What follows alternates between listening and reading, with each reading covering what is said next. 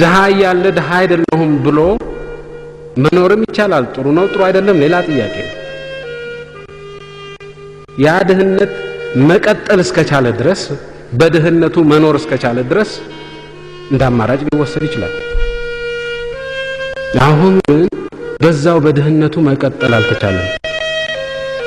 ሳስቴነብል አልሆነም ድህነት። that is the problem ከኛ ጋር ነበረ። አሁን ግን በዛች በድህነት ለበልም መቀጠል የማይቻልበት ደረጃ ላይ ተደረሰ። that is the difference። ይሄ ነው ልዩነቱ። የዛሬ 100 ዓመት ድህነትና የአሁኑ ድህነት የሚለያቸው ይሄ ነው። የድሮው ድህነት ሳስቴነብል ነበር፣ መቀጠል ይቻላል። በዛ በሰልፍ ሳፊሸንሲ ውስጥ በዛው በሰልፍ ሳፊሸንሲ የድህነት ሰልፍ ሳፊሸንሲ ውስጥ መኖር ጥሩ ነው አይደለም ሌላ ጥያቄ ነው። ግን መኖር ይቻል ነበር፣ መቀጠል ይቻል ነበር። ያ አልተቻለም። አሁን that is the difference። ልዩነቱ ይሄ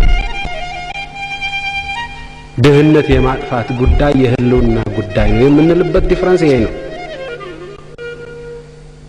ድህነት ማጥፋት እኮ በራሱ እንደ አንድ አጀንዳ ሊወሰድ ይችላል። የህልውና ቢሆንም ባይሆንም ድህነት መጥፎ ነው ልዋጋው ማለት ይቻላል። አሁን ግን እያልን ያለነው መጥፎ ስለሆነ ብቻ አይደለም። ተመችቶን በድህነት እንኳንም ሀብታም አልሆንኩ እያልን ለመኖር እንኳን ብንፈልግ አንችልም ነው ጥያቄ። because the sustainability of our poverty አብቅቷል። ይሄ ነው እያልን ያለነው። therefore አማራጭ ኮንፍሮንት ማድረግ ብቻ